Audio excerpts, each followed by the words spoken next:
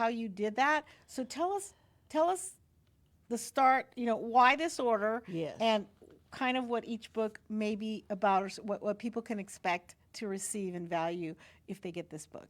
Let's start with the first one, A Beautiful Stormy Day. Yes, so each one is also in ebook form, and I will be getting the audio books done soon. Nice. A Beautiful Stormy Day begins with a family and just the storms in your life. And it starts from a development of how children deal with the atmosphere they have to live in. And so some of their debacles, the parents' debacles, some of the traditions, it starts from a place of tradition that's already established that the children have to swim in and learn how to maneuver and navigate personally and how that affects them. So I start with the basics of a family. And it affects every child differently. It does. Every Because you child's can have three experience, kids and they experience and they something. experience something different. That in is each so one. true, and that's what I show in that book. Wow. And how to navigate it, right? Yes, how to navigate it, but also to bring insight into some of our beginnings, the trappings of our beginnings, and how sometimes they might dictate your entire life. Right. And the thoughts of the children as they grew up. And so many of my counseling sessions, I pulled that information. I worked at the district attorney's office. I worked as a hospice social worker.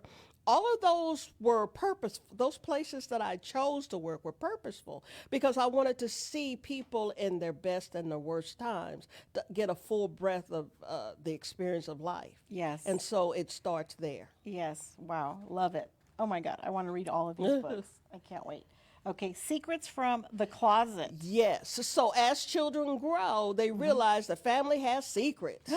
Okay. And sometimes they hold these secrets in their hearts. And I have two of the children in that book where they choose to hide from the storms of life or whenever they're troubled in the closet. You know how you get in the closet and Yes. you read a book and you have a flashlight? Well, many of them ran to the closet. Wow. It's a type of safe place. Yes. But for it to be a safe place and for it to be dark dictates a certain mindset. One of my that you're hosts last in. night at our Sharkey Awards, his name is Charles. He is the host of The Throne, and their show they talk a lot about life issues. But he said a statement. He said, "You can't heal if you keep the secrets in the dark. Yes. There's no healing if you keep the secrets in the dark." No. And on his show, they come and they talk about things people don't sometimes want to talk about. Yes, ma'am. They open up that closet and they talk about some of the secrets that are hard, but without exposing them and expressing them, you can't be set free and you can't No. heal. No. So, And that was me. wow. That Wow. was me. I was the mouth. I was the one that always exposed. And it wasn't comfortable for me and my family members. No. And you Yeah. probably got pushback from them. I did. Yeah. I did. A And lot. how did you overcome that? You know, I have to say curiosity.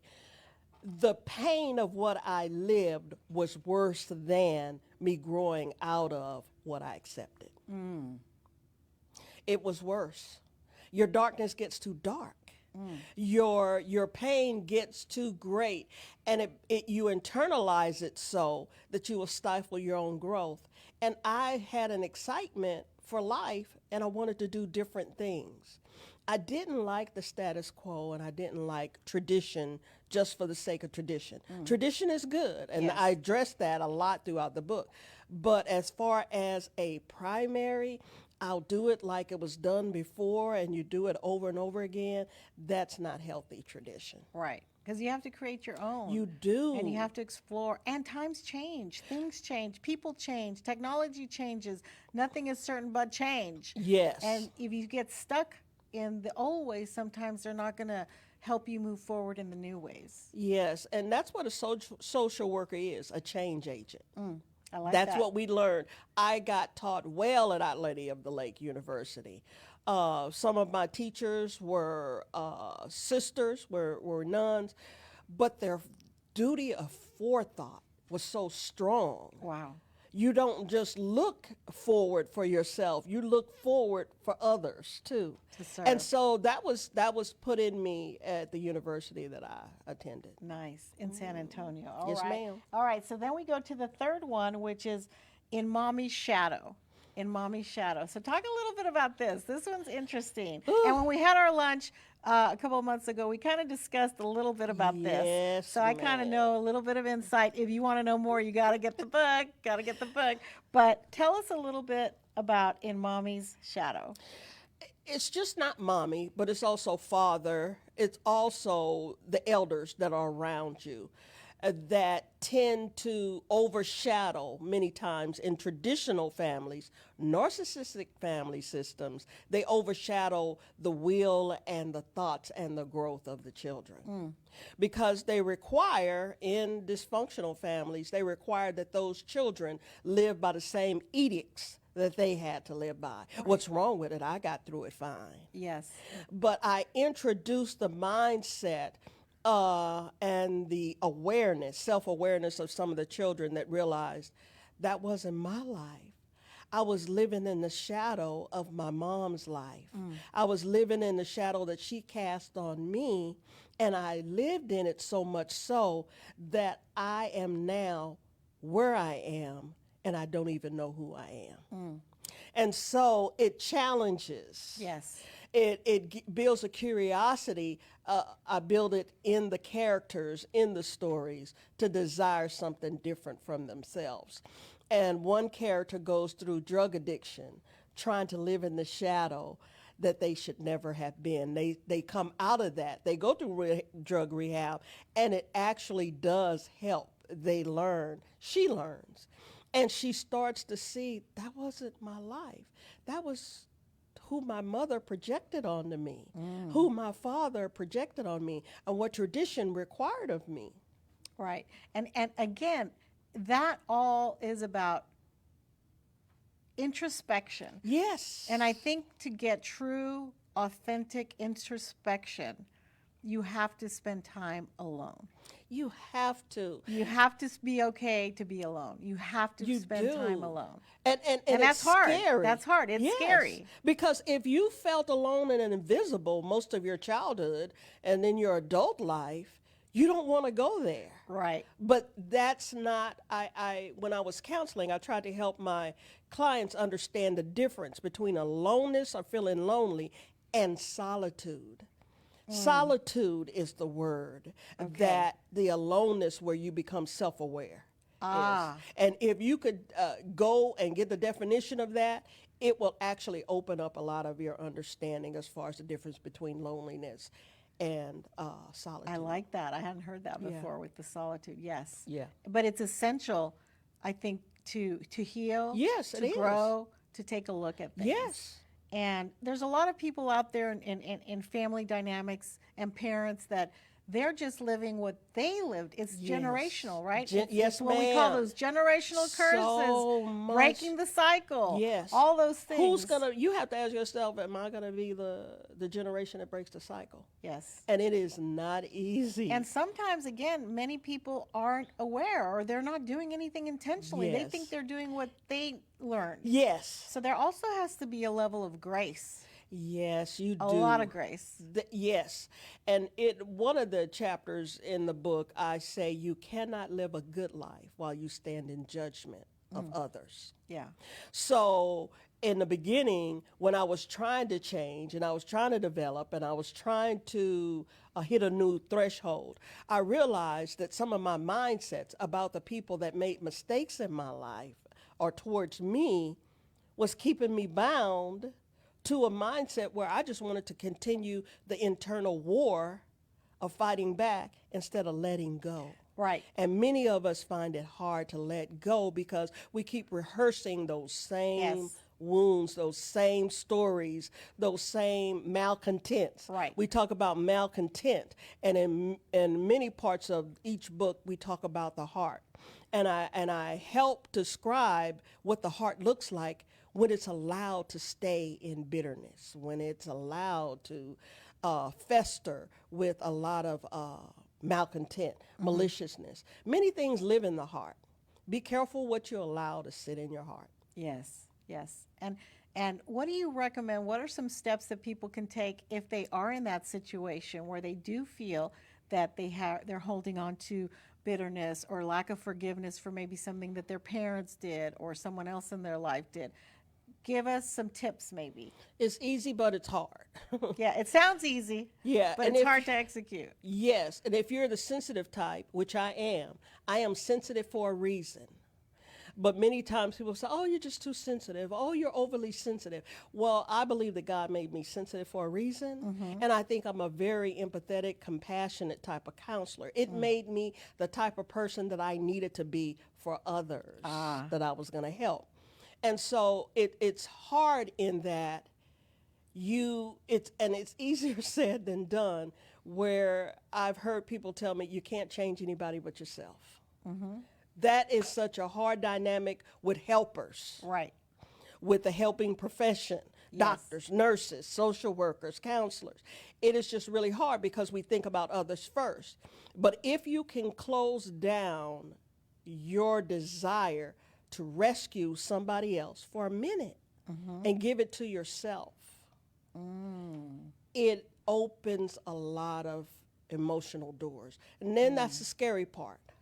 So repeat that again because that is good. If you can, If you can give the time to yourself instead Now, of trying to rescue somebody else. yes, you have to learn how to say no. Ah, That's something that girls I bring in the book. Girls are not allowed to say no. what is that? You know, and it goes Yes. back to that we're the nurturers, Yes. we're the this, and everybody.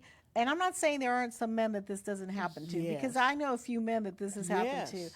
But for the most part, it's women. Yes. And, you know, their children are coming at them, their Yes. spouses are coming at them. If they work, you know, college, friends, you're a daughter of elderly parents. Oh, my We can goodness. go on, neighbors, you know, in our community. And you get so overwhelmed. That's why there's so much burnout for females. Yes. Because they don't know where to put those boundaries or how to say no. Yes, and we should be able to, and in a relationship, it's supposed to be a shared responsibility of Yes. unity. And so I'm of the mind and the contention that a man can't teach a woman how to be a woman, and a woman can't teach a man how to be a man. We have particular skill sets. Yes. But there also are parts of a woman that she can develop masculine understanding. And vice Traits, versa. and vice versa. Yeah. And so many times we just lay it all on the woman, and we've been in this culture and in many other cultures, we've been just taught just to take it on because we're at home and we're the only one that's supposed to be able to do that. Oh, that's woman's work. Right.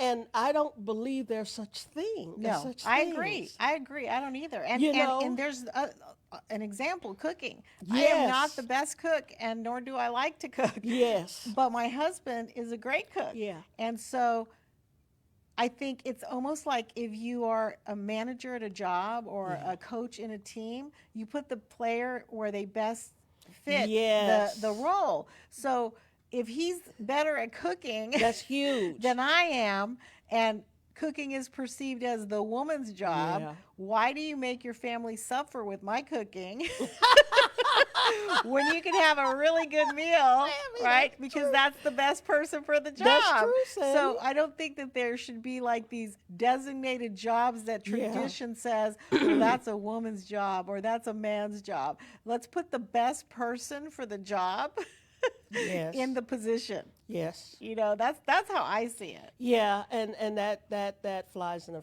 face of tradition, especially Yes. when you're looking at spiritual life and the church. Right.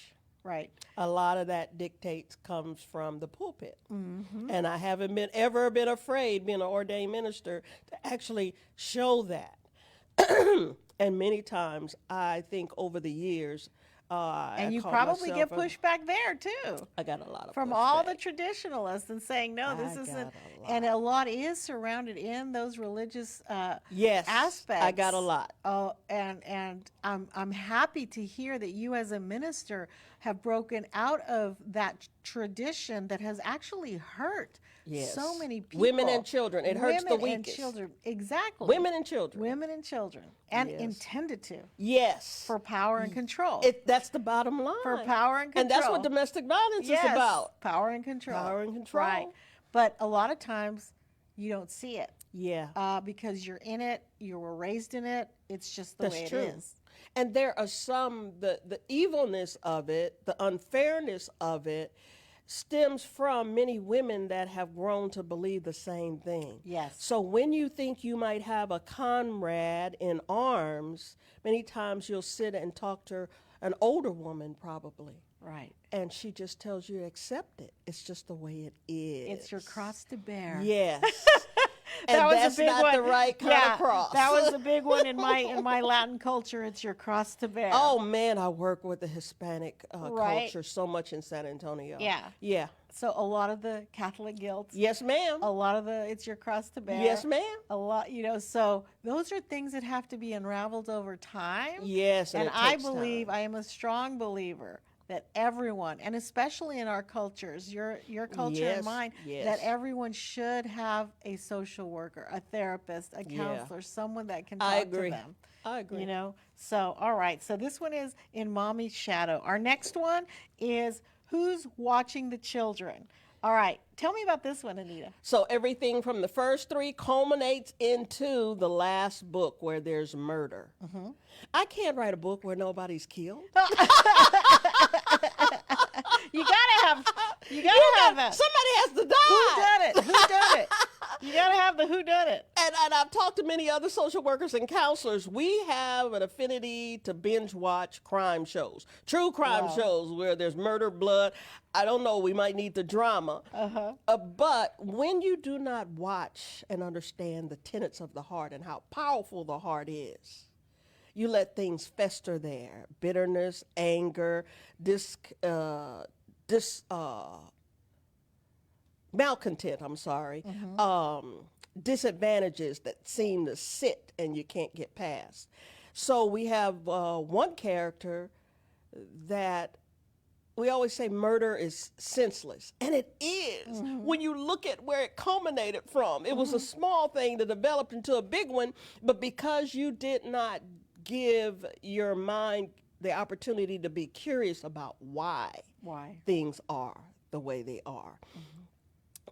When I was getting my master's degree, I was working in the victims advocacy section doing my internship, and there was a doctor there, and I was talking about domestic violence, and I said, Dr. So-and-so, I can't remember his name.